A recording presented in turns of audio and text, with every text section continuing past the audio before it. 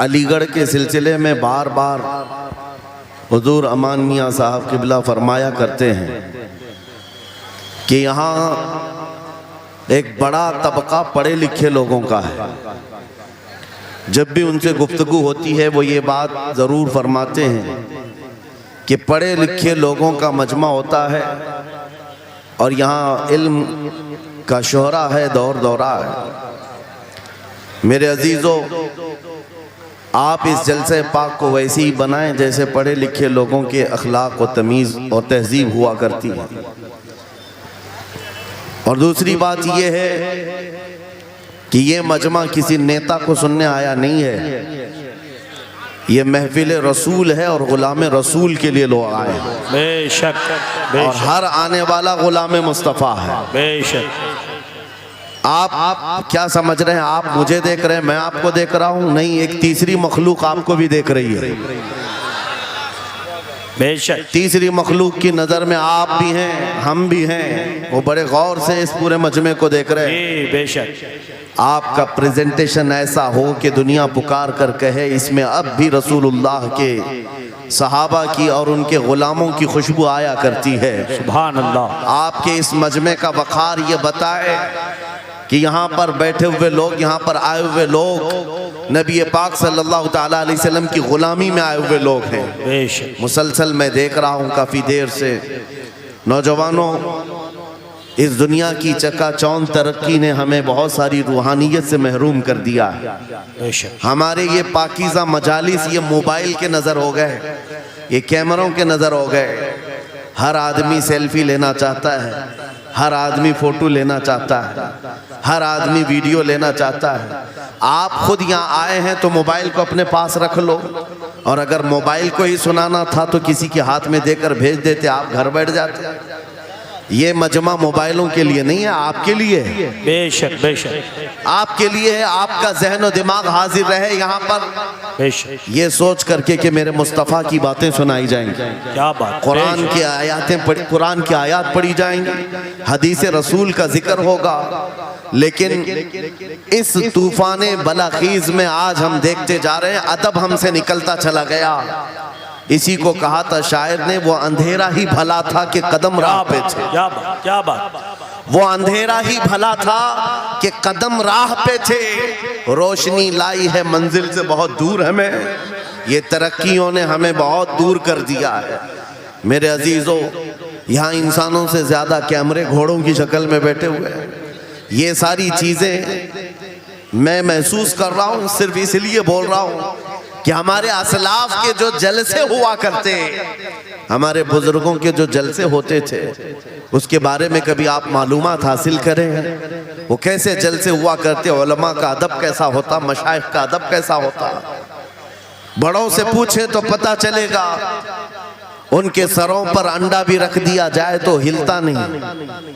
इस तरह से वो लोग मुतवज्जे होते, और आने वाला बावजू आता, अदब के साथ आता, और बोलने वाला भी इखलास के साथ बोलता। ये सारी रूहानियत अगर ख़त्म हो गई तो इन जलसों का कोई मतलब नहीं रह जाता। इसीलिए मेरे अजीज़ों, यहाँ पान खाए हुए, गुटखा खाए हुए लोग मजलिस रसूल में अगर खड़े होकर सुनना चाहते हैं, नुक्कड़ पर और सड़क पर, मैं समझता हूँ महफिल रसूल की बेहुरमती है। सैयदना शेख अब्दुल अजीज मुहद्दिस देहलवी के मुतालिक एक बात मुझे मिली थी। आप हुक्का नोशी फरमा रहे थे, और इसी असना में आपको कहीं से मीलाद के पढ़ने की आवाज आई। आप वो हुक्का फेंक दी और मजलिस मीलाद में चले गए, जाकर के बैठ गए, और मीलाद पाक में जो मद्दाह रसूल थे वो कसीदा ऐसा पढ़ते रहे कि शेख साहब मगन हो गए, मस्त हो गए, और वज्द तारी हुआ। इसी असना में आपकी आंख लग गई महफिल में आंख लगी, देखा रसूल पाक सल्लल्लाहु अलैहि वसल्लम तशरीफ लाए। सुभान अल्लाह। मजलिस मिलाद में हुजूर तशरीफ लाए, लेकिन शेख मुहद्दिस देहलवी कहते हैं रसूल पाक का चेहरा सुर्ख था, गजबनाक थे। मैंने अर्ज किया, सरकार आप तशरीफ लाए हैं इस महफिल पाक में, लेकिन चेहरे पर गजब के आसार हैं। आप सल्लल्लाहु अलैहि वसल्लम ने फरमाया, मुहद्दिस देहलवी से कि अब्दुल अजीज तुझे शर्म नहीं आती, उसी हुक्के के मुंह से मेरी महफिल में आ गया। अल्लाहु अकबर। मेरे अजीजों, नबी पाक सल्लल्लाहु ताला अलैहि वसल्लम की महफिल पाक का अदब नहीं करोगे, वो इश्क रसूल कहाँ से आएगा? यहाँ से क्या बोला जा रहा है, क्या पहुँचाया जा रहा है, उसकी तरफ तवज्जो होना ज़रूरी है। इसीलिए मैं आज बरमला इजहार करता हूँ कि आज मुझे प्रोग्रामों वाला एक मुकर्रिर बनाकर लोग हर जगह घुमा रहे हैं ताजिया की तरह। मैंने ये देखा है और इनमें मेरा कोई इंटरेस्ट और शौक नहीं था इन जलसों का। मैं मस्जिद में खिताब करना ज़्यादा पसंद करता कि वहाँ पाकीज़ा माहौल होता है, अदब से लोग बैठते हैं और सब बावजू हुआ करते हैं और दिल में बात उतरती भी है। लेकिन अगर बाहर भी हम महफिल कर रहे हैं तो मेरे अजीजों, जिम्मेदारी आपकी है कि इसको भी मस्जिद जैसा माहौल बना दें। बेशक बेशक। रूहानियत इतनी आ जाए कि हम इन दुनियावी लग़वियात से फारिग होकर खालिस मेरे आका की मोहब्बत में तशरीफ रखें। बेशक। बस ये चंद जुमले शुरू में मुझे अर्ज करने थे, इस्लाह के लिए मुझे खड़ा किया गया है और इन जलसों के तौर तरीकों को बदले। मेरे उस्ताद गिरामी फरमाया करते, 3 रुकन होते हैं जलसे के, 3 रुकन होते हैं जलसे के। एक बोलने वाला मुकर्रिर, दूसरे इंतजाम करने वाली इंतजामिया, तीसरे ऑडियंस सुनने वाली पब्लिक। जलसे के ये 3 रुकन हैं और तीनों में अगर कहीं से इखलास खत्म हुआ, ये जलसे का कोई असर नहीं होगा। अल्लाहु अकबर। आने वाले लोग भी मुखलिस हों, बोलने वाला आदमी भी मुखलिस हो, जलसा सजाने वाली इंतजामिया कमेटी भी मुखलिस हो, खालिसतन अल्लाह और उसके रसूल की रजा के लिए कर रहे हो, उन जलसों का बहुत असर हुआ करता है, बहुत असर हुआ करता है। लेकिन तीनों में भी आज देखा जा रहा है मेरे अजीजों, जलसा करने वाले इसलिए करने लग गए कि कंपटीशन करना है। उन्होंने इतना बड़ा किया, हम उससे बड़ा करेंगे। उन्होंने इस मुकर्रिर को बुलाया था, हम इस मुकर्रिर को बुलाएंगे। उन्होंने इतना खर्चा किया था, हम इतना चंदा करेंगे। आने वाली पब्लिक भी एंटरटेनमेंट के लिए आने लग गई कि हम देखते हैं इनके यहाँ कितने नारे लगते हैं, उनके यहाँ कितने नारे लगते हैं। बोलने वाला भी यही सोचने लग गया कि इनके ऊपर कितनी धौंस जमा सकता हूँ, इन लोगों को कितना मैं अपनी तरफ अट्रैक्ट कर सकता हूँ। अल्लाह शाहिद है, मैं इस चीज के लिए आपके सामने नहीं आया हूँ। पूरे मजमे में आप भी खामोश बैठे रहे, नाज़िम इजलास भी और जिनके हाथ में माइक है ये भी, आप दिल में सुभान अल्लाह कहें और दिल में ही नारा लगाएं। मेरी बात मुकम्मल होने तक तवज्जो से सुनते रहें। ये खामोशी अब ये बता रही है कि ये चौक पर नहीं, गुंबद खजरा की छांव में हो रही है। सुभान अल्लाह, सुभान अल्लाह। वरना होगा ये कि रास्ते पर शोर शराबा और सड़कों को जाम किया जाना लोगों की नजर में ये ऐब मालूम होता है। लेकिन इसी माहौल को हम बदल करके भी जा सकते हैं। ये हमारा शिवा है पूरी दुनिया में कि सिर्फ और सिर्फ रसूल पाक की गुलाम कौम ऐसी है जो 1 मिनट में पूरा सन्नाटा तारी कर सकती है।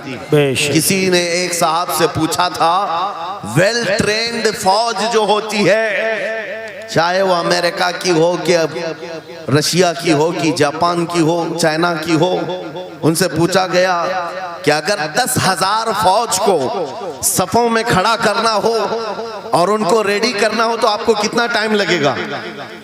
किसी के बारे में कहा कि अमेरिकी फौज के लिए हमें 4 घंटे लग जाएंगे, हम तरतीब दे देंगे।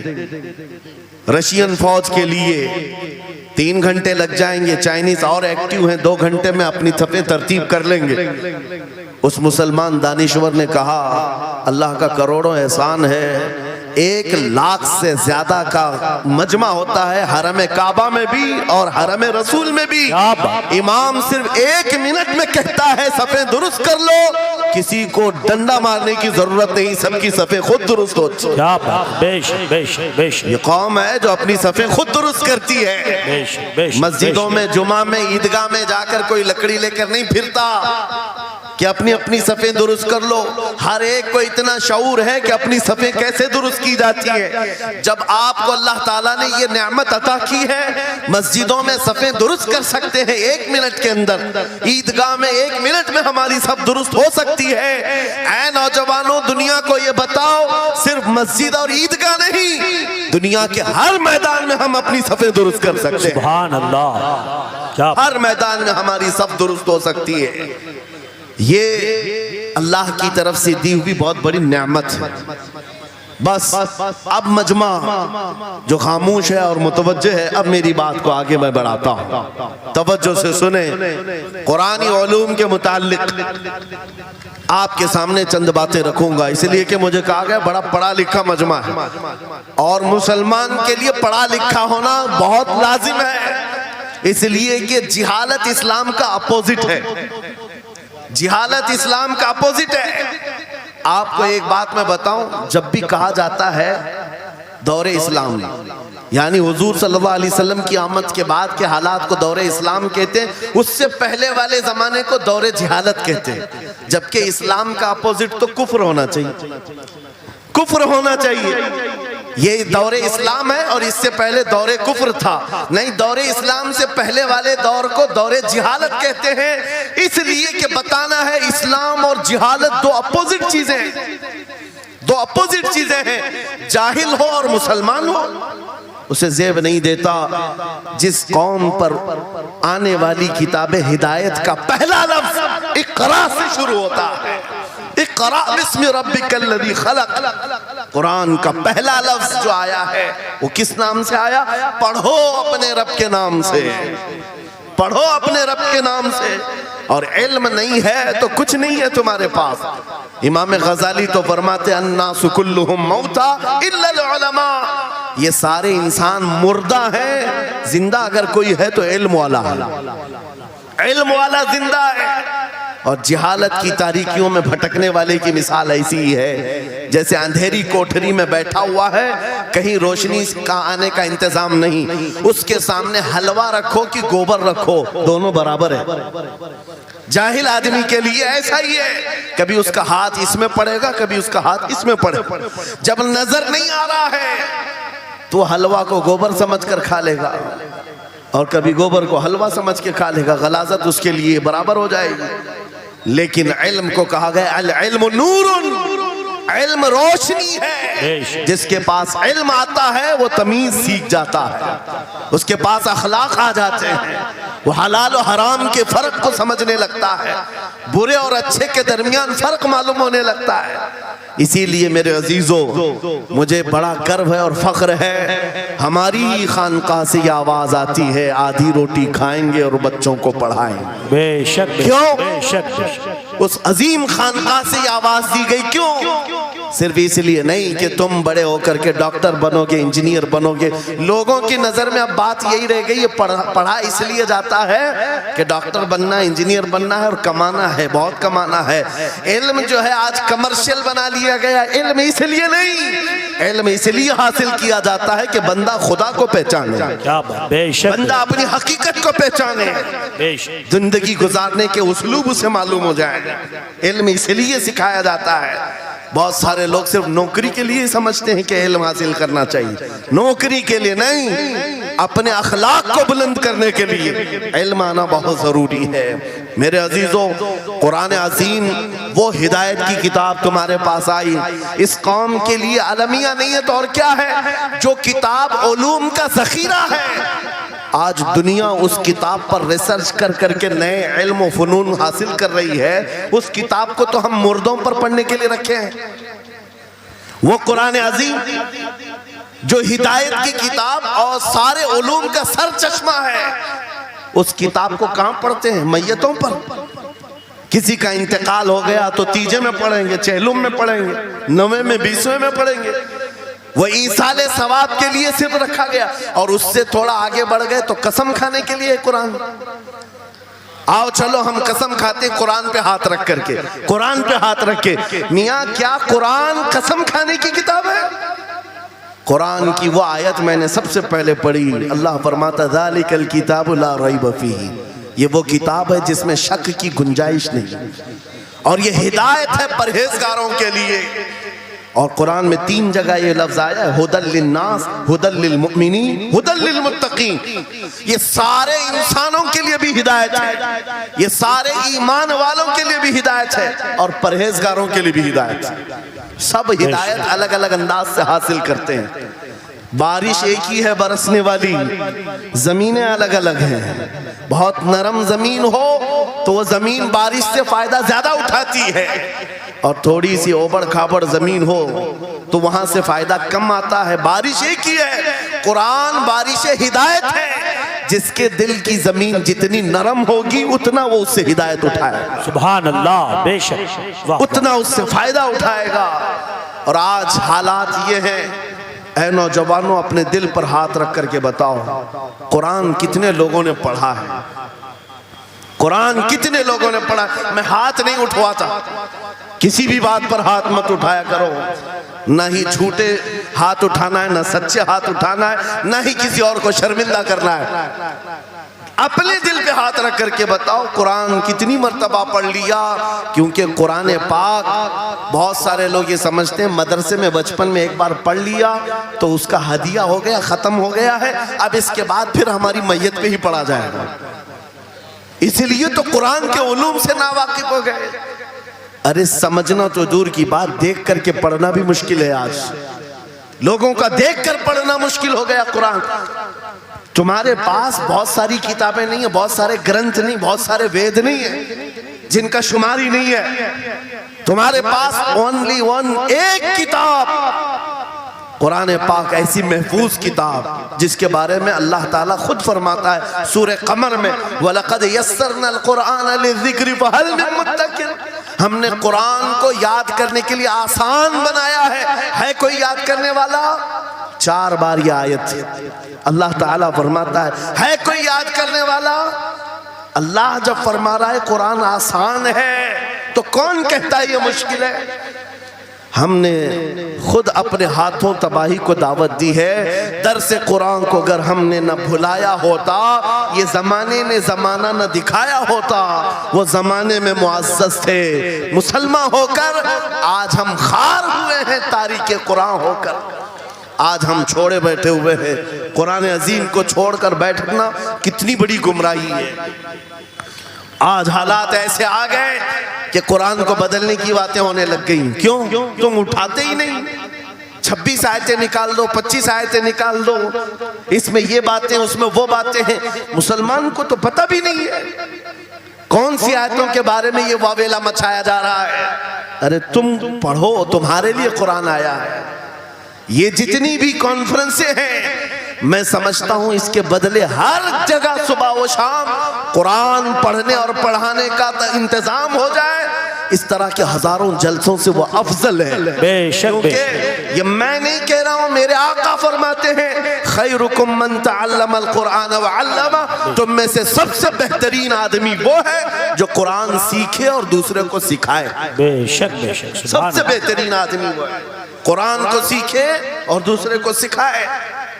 आज नौजवानों के अंदर एक बड़ी तादाद मुझे देखने को मिलती है, उनको छोटी छोटी सूरतें भी नहीं मालूम, कुरान देख करके पढ़ना भी नहीं आता। बचपन में हमारे माँ बाप ने हमको सीने से लगा करके कुरान मदरसा भेजने की आदत डाली थी, और जब स्कूल जाते थे तो बस्ता पीछे लगा के जाते थे। पता होगा, स्कूल जाते हैं तो बस्ता पीछे रख के जाते हैं, और कुरान पढ़ने के लिए जाते हैं तो सीने से लगा के जाते हैं। यह हमेशा से एक रीत रिवाज चला, बुजुर्गों का डाला हुआ कि बेटा कुरान हमेशा आगे होगा। लेकिन शऊर आने के बाद तुमने कुरान को पीछे डाल दिया, पीछे को आगे कर दिया। कोई इल्म ऐसा नहीं जो कुरान में मौजूद नहीं, कोई इल्म ऐसा नहीं। वला रतबिन वला याबिसिन इल्ला फी किताबिन मुबीन। मेरा मौला फरमाता है कोई खुश्की और तरी की बात ऐसी नहीं जो हमने कुरान में ना बयान की। वनज़्ज़लना अलैकल कुरान तिबयानन लिकुल्लि शै। रब फरमाता है हमने कुरान में हर चीज का वाज़ेह बयान उतारा है तुम पर। और सैयदना अब्दुल्ला इब्न अब्बास मुफस्सिरीन के सरदार रसूल पाक सल्लल्लाहु ताला अलैहि वसल्लम के चचेरे भाई हजरत अब्दुल्ला बिन अब्बास कहते हैं लौ ज़ाअ ली इक़ालु बईरिन लवजदतुहु फी किताबिल्लाह। कहते हैं अगर मेरे ऊंट की नकील की रस्सी भी गुम हो जाए मैं उसको किताबुल्लाह कुरान में ढूंढ क्या लूंगा, बात, क्या बात, वाह वाह वाह वाह। मैं उसको कुरान में ढूंढ लूंगा। उनके पास उलूम कुरान थे। और आप क्या समझते हैं कुरान में क्या नहीं है? साइंस की वो इजादात को अगर आप लेकर के बैठे, मैंने अपना पूरा बयान रिकॉर्ड किया है 2 साल कबल ही। यहाँ वक्त की किल्लत है, मैं आपके सामने अर्ज करता हूँ 16वीं सदी के बाद या 18वीं सदी के बाद साइंस की तरक्कियात ने अपना पैर जमाना शुरू किया है इस रुए जमीन पर, जबकि मेरे मुस्तफ़ा करीम सल्लल्लाहु तआला अलैहि वसल्लम की जुबान अक़दस से निकले हुए कलमात जो कुरान में मौजूद हैं, उठाओ और मैं बताता हूँ हर चीज का इल्म कुरान में मौजूद है। जब कोई सोनोग्राफी का इंतजाम नहीं था, ना सीटी स्कैन हो सकता था, ना एक्सरे का कोई इल्म किसी के पास था, उस वक्त कुरान कह रहा है एम्ब्रियोलॉजी के बारे में। क्या बात, एम्ब्रियोलॉजी क्या है? बच्चा पैदा होने की जो उसके नशो नुमा की जो मुद्दत होती है, किस तरह पेट में बच्चे की तख्लीक होती है। कुरान में मौला फरमाता है सुम्मा जअलनाहु नुतफतन फी क़रारिन मकीन सुम्मा खलक़ना नुतफत अलक़तन फ़खलक़ना अलक़त मुदग़तन फ़खलक़ना मुदग़त इज़ामन फ़कसौना इज़ाम लहमा सुम्मा अंशअनाहु ख़ल्क़न आख़र फ़तबारकल्लाहु अहसनुल ख़ालिक़ीन। मौला फरमाता है हमने नुतफे से अलक़ा बनाया। नुतफा क्या है? स्पर्म का वो एक कतरा जो मर्द के जरिए से औरत के रहम में जाता है, उसके बच्चे की थैली में जाता है, एक नुतफा, एक बूंद, जिसको नुतफा कहा गया है। मौला फरमाता है हमने नुतफे से अलका बनाया। अलका किसको कहते हैं? साइंस में पढ़ने वाले अगर स्टूडेंट्स हो तो समझ जाएंगे। अगर कोई मेडिकल साइंस का कोई स्टूडेंट है तो उसे मालूम होना चाहिए एम्ब्रियोलॉजी में चिपचिपा हुआ च्युइंगम जो होता है उसको अलका कहते हैं अरबी में।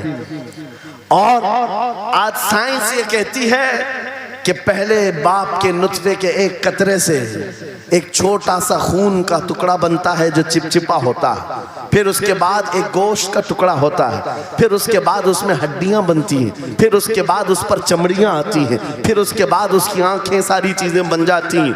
ये प्रोसेस है 9 महीने माँ के पेट में, और हर एक के वीक्स गिने हुए हैं। फर्स्ट वीक में क्या होता है, सेकंड वीक में क्या होता है, थर्ड वीक में क्या होता है, एम्ब्रियोलॉजी का पूरा इल्म है। साइंस आज 21वीं सदी में इस एम्ब्रियोलॉजी को तुम्हारे सामने ला रही है। अरबों के उस दौर की बात कर रहा हूं जहां लोगों को घर बनाने का इल्म नहीं था, और कुरान माँ के पेट में पैदा होने वाले बच्चे की तख्लीकात बयान कर रहा है। नारे तकबीर, नारे रिसालत, फैज़ाने कुराने मुक़द्दस, फैज़ाने शेखुल मशाइख, नारे तकबीर, नारे रिसालत।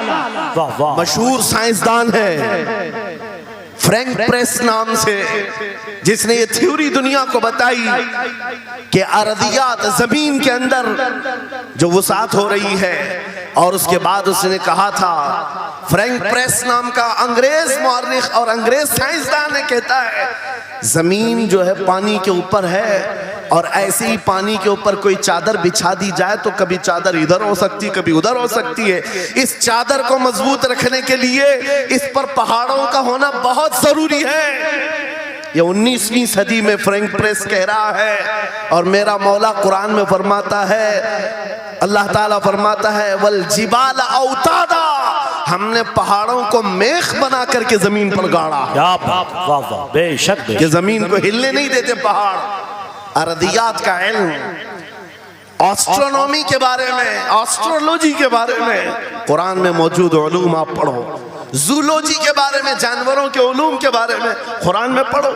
रब ताला परिंदों के उन अशकाल के बारे में बयान फरमा रहा है, ये झुंड के झुंड जाते हैं, जमात की जमात होती हैं। चूंटियों के बारे में पूरी सूरह मौजूद है, इनके खाना तकसीम करने का तरीका क्या है, इनके एक दूसरे को पुकारने का तरीका क्या है, इनमें जब एक चूंटी मर जाती है तो उसको दफनाने का तरीका क्या है। ये कौन बयान कर रहा है? ये कुरान बयान कर रहा है, कुरान पाक बयान कर रहा है।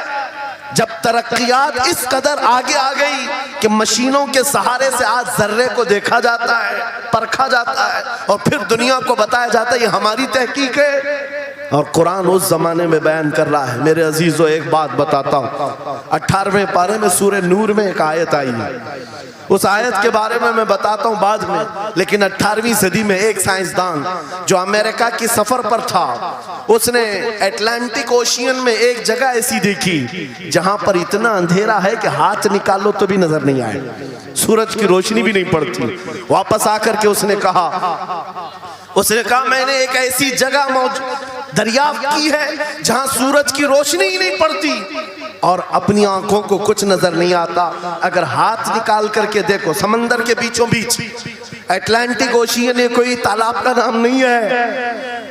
ये लंबा सफर तय करके कोई एक जगह को ढूंढ लिया एक साइंसदान और आकर के दुनिया को बता रहा है, मैंने एक ऐसी जगह मालूम की जहां पर खूब अंधेरा होता है, हाथ भी नजर नहीं आता। जब वो आकर के बताता है, एक आलिम रब्बानी ने कुरान की आयत पढ़ी। मौला कुरान में फरमाता है, इज़ा अखरज यदहु लम यकद यराहा व मन लम यजअलिल्लाहु लहू नूरन फमा लहू मिन नूर। कुरान में अल्लाह फरमाता, ज़ुलुमातुम बअदुहा फौक़ बअद। एक जगह हमने ऐसी बनाई है जहां अंधेरियों पर अंधेरियां हैं, जहां हाथ भी निकालोगे तो हाथ नजर नहीं आएगा। कुरान में 1400 साल पहले ये जब बात आई, उस साइंसदान को बताया गया, ये तो अल्लाह ने कुरान में बयान किया है। अब और ताज्जुब की बात क्या है, सुनो। वो आया साइंटिस्ट, कहा ये किसकी बयान की हुई किताब है? कहा मोहम्मद रसूलुल्लाह की, मक्का में पैदा हुए, मदीने में जिंदगी गुजारी, आखिर दिन की। उसने कहा मैं उनके बारे में जानना चाहता हूँ। हो सकता है वो समंदरों के बहुत बड़े माहिर थे, वो समंदरी उलूम के बारे में बहुत कुछ जानते थे, उन्होंने जिंदगी का बहुत सारा हिस्सा समंदरों के सफर में गुजारा होगा। उस जमाने में उनको अटलांटिक ओशियन में मौजूद ये अंधेरा कैसे पता चला? ताज्जुब की बात है, हैरत की बात है। जब उस साइंसदान से कहा गया, ए अजीज, हकीकी बात तो यह है कि पूरी 63 साला जिंदगी में मेरे आका एक बार भी समंदर के पास नहीं गए, एक बार भी इत्तेफाक नहीं हुआ। तब वो कहता है, जो बंदा कभी समंदर के सफर पर गया ही नहीं और वो अटलांटिक ओशियन में मौजूद अंधेरियों की बात करता है, तो फिर ये अपने पेट से नहीं, ये अल्लाह की बात कर रहा है। क्या बात, बेशक बेशक, ये खालिक समंदर की बात कर रहा है, जिसने वो अंधेरियां पैदा की। मेरे अजीजों, आपसे मेरा खिताब इसलिए है कि जो ज़ख़ीरे अल्लाह ताला ने हमारी किताब मुक़द्दस में रखे हैं, इसको हल करते करते लोगों के बाल सफ़ेद हो गए और तुम तो अखलाक सीखने के लिए ऐसे लोगों के पास जाते हो जिनको पेशाब करने का तरीका नहीं मालूम। क्या बात, बेशक। कुरान के उलूम क्या कम है तुम्हारे पास? अब मैं आता हूँ, ये तो साइंसी बातें हो गई, मैथमेटिक्स तो पूरा कुरान में इतना है, बयान करते करते मैं सुबह कर डालूं। कुरान पाक के अददी एजाजात, कुरान पाक के हिसाब, रियाजी, मैथमेटिक्स के फंडे, बहुत कुछ है। फिजिक्स के बारे में है, ज्योग्राफी के बारे में है, अलजिब्रा के बारे में है, साइंस के बारे में है। ये तमाम उलूम तो एक मिसाल के तौर पर मैं आपके सामने रख रहा हूँ, लेकिन अफसोस मैं उस कौम से बात कर रहा हूँ जिस कौम ने कुरान को छूना भी बंद कर दिया है। जाकर के देखें, आज ही जाकर के देखें, घरों के अंदर तुम्हारे टीवी, फ्रिज और वॉशिंग मशीन तो धूल से साफ होंगे, रोजाना साफ करते होंगे, कुरान को हफ्ते हो गए कभी छुआ भी नहीं, गर्द जमी हुई, धूल लगी हुई है। कुरान के साथ ये नाइंसाफी बंद कर दो, कुरान के साथ ये दोहरा मेयार बंद करो। आपको पता है क़यामत के दिन मेरे आका फरमाते हैं, जो दो चीजें जिसकी हिमायत में आ गई उसको जन्नत में जाने से कोई नहीं रोकेगा, और दो चीजें जिसके खिलाफ खड़ी हो गई फिर उसको दोज़ख में जाने से भी कोई नहीं रोक सकता। हुजूर से पूछा गया वो दो चीजें क्या हैं? हुजूर फरमाते हैं, जिसकी हिमायत में रमजान और कुरान खड़े हो गए उसका जन्नत में जाना तय हो जाता है। क्या बात, वाह वाह। और जिसके खिलाफ खड़े हो गए रमजान और कुरान, हुजूर फरमाते हैं फिर उसका दोज़ख में जाना तय हो जाता है। अल्लाह अकबर।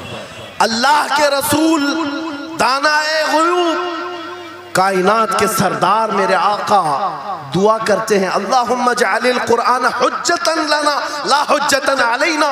ये मेरे नबी की दुआ है। आप तवज्जो करें, हुजूर जब ये दुआ कर रहे हैं, ऐ अल्लाह कुरान को क़यामत के दिन मेरा हिमायती बना, मेरे खिलाफ ना बना। क्या बात, वाह। साहिब कुरान खुद कह रहे हैं क़यामत के दिन इसको हमारे खिलाफ ना खड़ा कर, कुरान को हमारा हिमायती बना। ऐ लोगों, हम कौन सी जिंदगी गुजार रहे हैं आज? बहुत दूर हम आ चुके हैं, बहुत दूर हम आ चुके हैं। आज कुरान की तालीम को भी इतना सस्ता समझा जाता है, इतना सस्ता कि आपके पास अगर बच्चे के पास टाइम हुआ तो मदरसा भेजो, नहीं तो छोड़ो जाए। मदरसों में आने वाले वो बच्चे जिनकी नाक बह रही हो, कपड़े ढंग के ना हो, कारी साहब और हाफिज साहब खुद ही उसको साफ भी करें, खुद ही पढ़ा करके भी भेजे। क्या तुम अपने वक्त की मशहूर कॉन्वेंट स्कूल में भी इसी तरह अपने बच्चों को भेजते हो? वहां पर गैर हाजिरी से कितना डरते हो, अपनी छुट्टियां तर्क कर देते हो, रिश्तेदारों से मिलना बंद कर देते हो। नहीं, बच्चे की स्कूल छूट सकती है, लेकिन कुरान के साथ कैसा दोहरा सलूक है, कुरान के साथ कैसा मेयार है, आपको मैं बताता हूँ। इमाम हमारे सिराजुल उम्मा इमाम आजम अबू हनीफा रज़ी अल्लाह ताला अन्हु अपने बेटे को जिस कारी कुरान के पास पढ़ने के लिए भेजा करते थे, कारी साहब ने इमाम आजम के बच्चे को पूरा कुरान पढ़ा दिया। नाजरा कुरान की बात कर रहा हूं। जब पूरा कुरान बच्चे ने पढ़ लिया तो इमाम आजम अबू हनीफा को ये मुबारकबादी दी गई कि आपका बच्चा पूरा कुरान पढ़ चुका है हाफिज साहब के पास। तो हाँ, इमाम आजम बड़े ताजिर थे अपने ज़माने के। उन्होंने क्या किया, उस कारी साहब को 4 लाख दिरहम नजराने में भेजा। सुभान अल्लाह। कितना? 4 लाख दिरहम चांदी के सिक्के होते थे। इमाम आजम अबू हनीफा ने जैसे ही कारी साहब के पास जो कुरान पढ़ाए थे ये नजराना भेजा, उनके पास ये नजराना पहुंचा। 4 लाख तो छोड़ो, आज के ज़माने में 4000 भी किसी को देता नहीं। हाफिज कुरान अगर किसी बच्चे को पढ़ाया है, और मैं मांग भी नहीं रहा हूं कौम से, इमाम आजम की बात बता रहा हूं। जब नजराना कारी साहब को पहुंचा, उन्होंने देखा 4 लाख दिरहम मेरे पास आए, इतनी बड़ी रकम, बच्चे को खाली कुरान ही पढ़ाया था। दौड़े दौड़े वापस इमाम आजम अबू हनीफा के दौलत कदे पर आ गए। घर पर आए, कहा हुजूर आपसे मैं ये पूछना चाहता हूँ कि गलती से तो ये रकम मेरे पास नहीं आ गई, ये किस लिए दी गई है? कहा कि ये तो आपने कुरान बच्चे को पढ़ाया, मैंने हदियतन भेजा है। कहा हुजूर सिर्फ नाजरा कुरान ही तो पढ़ाया, इतनी बड़ी रकम? इमाम आजम अबू हनीफा ने कहा कारी साहब आज चले जाओ, और अपने बेटे को बुलाया, इधर आ बेटा, कल से इस हाफिज के पास पढ़ने के लिए तू हरगिज नहीं जाएगा, कल से इसके पास तू इल्म हासिल करने नहीं जाएगा। बच्चे ने पूछा हुजूर क्या हो गया? कहा जो बंदा मेरे 4 लाख दिरहम को कुरान से बड़ा समझता है, मैं उसके पास अपने बेटे को नहीं पढ़ा सकता। वाह वाह वाह। मैंने तो कुरान का एक हर्फ की कीमत नहीं अदा की, उसने कुरान के ऊपर मेरी रकम को समझ लिया। अल्लाह। आज हमने कुरान को कहां समझ लिया है? वो इमाम आजम अबू हनीफा फरमाते हैं जो कुरान से ज्यादा माल को अहमियत देता है उसके पास बच्चों को पढ़ाओ भी मत, ना पढ़ाओ। अजीज़ा ने गिरामी वक़ार, हमारा ये दोहरा सलूक, हमारा ये दोहरा मेयार कुरान के साथ जो हमारी नाइंसाफ़ी है, हमें अखलाकी पस्ती में लाकर खड़ा कर चुकी है, अखलाकी पस्ती में लाकर खड़ा कर चुकी है। अरे हम देख रहे हैं आयरा गैरा नत्तू खेरा हमें सिखाने आ रहा है, बढ़ाने आ रहा है कि तुम्हें डेवलपमेंट के बहुत सारी चीज़ें बताई जाती हैं कि तुम्हारी पर्सनालिटी डेवलपमेंट क्या होती है। अलीगढ़ वाले तो नौजवान बहुत सारे जो स्टूडेंट्स हैं जानते होंगे, बीए कर लिया, एमए कर लिया, बीकॉम कर लिया या कुछ भी कर लिया, डिग्री हासिल कर लिया। बड़ी बड़ी कंपनियां आज पूछती हैं कि इसके पास पर्सनालिटी डेवलपमेंट है या नहीं। ये क्या है पर्सनालिटी डेवलपमेंट? कुछ बड़े बड़े शहरों के नौजवान हमारे पास आए थे, कहा हम कोर्स कर रहे हैं। कहा मैंने पूछा इसमें होता क्या है? कहा इसमें सिखाया जाता है बैठना कैसा है, लोगों से मिलना कैसे है, खाने के लिए बैठे तो चम्मच कहाँ रखना है, बर्तन कहाँ रखना है, लोगों से हैंडशेक कैसे करना है, ये सारी चीज़ें सिखाई जाती हैं। मैं नौजवानों से पूछा कि अच्छा कितने महीने का? कहा कहीं 6 महीने का, कहीं साल भर का। कहा अफसोस है उस कौम पर जिसका रसूल आया था ये कहते हुए, बुइस्तु लिउतम्मिम मकारिमल अखलाक, मैं सबसे बुलंद अखलाक सिखाने के लिए दुनिया में आया हूँ, उस रसूल की उम्मत आज ऐसे लोगों के पास अखलाक सीखने जा रही है जिसको हलाल और हराम की तमीज नहीं, जिसको खड़े होकर पेशाब करने में फख्र लगता हो, उसके पास तो ये अखलाक सीखने जा रहे हैं, पर्सनैलिटी डेवलपमेंट सीखने जा रहे हैं। और मैं तुम्हें बताता हूँ कुरानी अखलाक क्या है। मौला करीम ने अपने हबीब को जो बयान किया है, सूरह लुकमान उठाओ, बाप अपने बेटे को नसीहत क्या क्या करता है, अगर 3 आयतें भी पढ़ लो तुम्हारी जिंदगी सुधर जाएगी। लुकमान हकीम अपने बेटे से कहते हैं, या बुनय्या अक़िमिस्सलात वअमुर बिल मारूफ वन्हा अनिल मुनकर वस्बिर अला मा असाबक। ऐ बेटा, नमाज पढ़ा कर, बुराइयों से बचा कर, अच्छाइयों की बात कर, जो मुसीबत आए उस पर सब्र कर। ये सिर्फ जुमले नहीं है, ये जुमले नहीं है।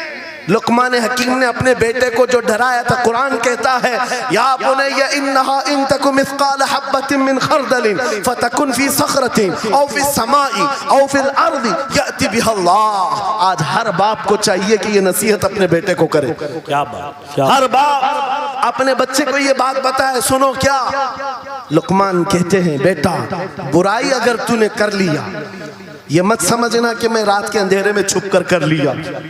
आज तुम्हारे हाथ में मोबाइल गुनाहों का अड्डा बन करके आया है। सिर्फ एक टच स्क्रीन पर सारी दुनिया तुम्हारे सामने नंगी नाचती हुई नजर आती है। कितने नौजवानों ने अपने अखलाक का कत्ल कर लिया है, उनकी आंखें हया से नापाक हो गई हैं। कितने लोगों ने अपना नूर ईमान बेच दिया मोबाइल की स्क्रीन पर चलने वाली इन बेहया तस्वीरों पर। कितने तो फरेफ्ता हो गए, कितने जवानी बर्बाद कर चुके। तुम क्या समझते हो? मेरे अजीजों, एक जवान ने मुझे बताया था, रात के वक्त मैं तन्हा मोबाइल लेकर बैठा था, अचानक पर्दा हिला तो डर लगा, जल्दी से स्क्रीन ऑफ किया, बैठा। मुझे लगा माँ आई होगी, बाप आया हो, कोई आया होगा, लेकिन कोई नहीं। पर्दा हिला, एक बिल्ली आई थी, इससे भी डर लग गया। मैंने कहा, पर्दे के हिलने से इतना डर है कि कोई आ जाए, तेरा ईमान कहाँ गया? वो मौला कहता है, यअलमु खाइनतल अयुनि वमा तुख्फी सुदूर। वो रब तुम्हारे दिलों में गुजरने वाले हालात को भी देख रहा है, बेशक तुम्हारी आंखों की खयानत को भी वो देख रहा है। जब तुम्हारा यकीन ही खत्म हो गया तो क्या करोगे? इसीलिए अरबी का मशहूर मकौला है, इज़ा लम तस्तही फफ़अल मा शिअत वस्ना मा शिअत। जब तुम्हारे अंदर से हया निकल जाए तो जो चाहे करो, जो चाहे कर लो। आज लुकमान हकीम की वो बात मैं पेश कर रहा था, आयत मुकम्मल करता हूँ। बाप अपने बेटे से कहता है, अगर बुराई कर लिया तूने, अगर बेहयाई हो गई, ये मत समझ के बहुत छुप करके किया। आज से 4000 साल पहले लुकमान हकीम कह रहे हैं अपने बेटे से, अगर बुराई तो आसमानों में जाकर करेगा, या पहाड़ के अंदर घुस कर करे, या जमीन के अंदर जाकर करे, कहीं पर भी कर ले।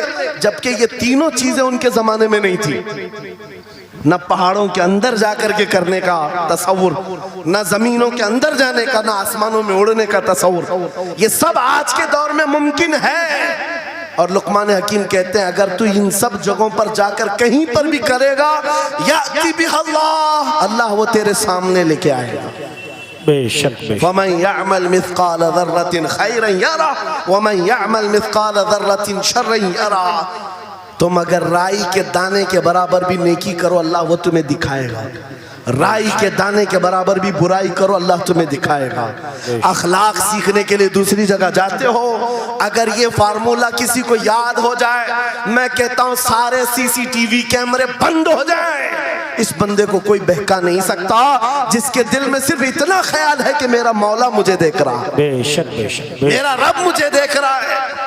उसकी निगरानी के लिए किसी कैमरे की जरूरत नहीं, किसी सीसीटीवी की जरूरत नहीं। अजीजा ने गिरामी वक़ार, बच्चों के दिलों में अखलाक बाद में आएंगे, अल्लाह का खौफ उनके दिल में डालो। अल्लाह देख रहा है, एक दिन तुम्हें हाजिर होना है, सब लाया जाएगा, सब लाया जाएगा। जो कुछ किया था, जो कुछ कहा था, सब लाया जाएगा। लुकमान हकीम ने अपने बेटे को अखलाक सिखाया। क्या सिखाया? वक़्सिद फी मशीका वग़दुद मिन सौतिका इन अनकरल अस्वाति लसौतुल हमीर। चलना हो तो मियाना अंदाज में चलो, ऐसे नहीं कि अकड़ कर चलना है या झुक कर चलना है। एतदाल के साथ चलो और आवाज को नरम रखा करो। बेशक। कुरान कहता है सबसे बुरी आवाज गधे की आवाज है। लोग आज चिल्लाते हैं एक दूसरे को, ठट्टे मारते रहते हैं। ये महफिलों के आदाब भी नहीं, ना ही तुम्हारे अखलाक हैं। इसीलिए शेख सादी ने फरमाया है, तामर्द सुखन न गुफ्ता बाशत ऐबो हुनरश न हुफ्ता बाशत। जब तक आदमी बात नहीं करता उसकी अच्छाइयां भी मालूम नहीं होती, उसकी बुराइयां भी नहीं मालूम होती। बेशक बेशक जब बात करता है तो पता चल जाता है इसके अखलाक कैसे हैं। बात करता है तो समझ में आ जाता है कौन सी कैटेगरी का है। इसलिए अपनी जुबान को ऐसी रखो कि दुनिया तुम्हें आला नस्ल का समझ सके। बात करो तो तमीज के साथ, चीख पुकार करना, एक दूसरे को इस तरह से बात करना नौजवानों में आज आम हो गया। कुरान कहता है अपनी आवाजों को पस्त करो। एक और बात रब फरमाता है, वला तुसइर खद्दक लिन्नास, लोगों को से मुंह मोड़ करके बात मत करना। सामने तुम्हारे कोई खड़ा है और तुम इधर घूम करके बात कर रहे हो। ये आज फैशन हो गया है, पीछे पलट करके बात करना, इधर देख करके उसको बात करना। लोग ये समझते हैं फैशन है। मेरा मौला फरमा रहा है ये अखलाक से गिरी हुई हालत है। जब बात करो तो आमने सामने, लोगों से मुंह टेढ़ा करके बात ना करना। ये अखलाक कौन सिखा रहा है? ये कुरान अजीम है। तुम पर्सनालिटी डेवलपमेंट सीखने की बात कर रहे हो, तालीमात इस्लाम को छोड़कर क्या पर्सनालिटी डेवलपमेंट हासिल कर पाओ? तुम्हारे पास सब कुछ है लेकिन सीखना नहीं चाहते। आज तक नौजवानों में से मुझे कोई मिला नहीं इस तरह से कि लोग आते हैं, मुफ्ती साहब बीवी को 2 तलाक दे दिया, 3 तलाक दे दिया, अब क्या करना है? इद्दत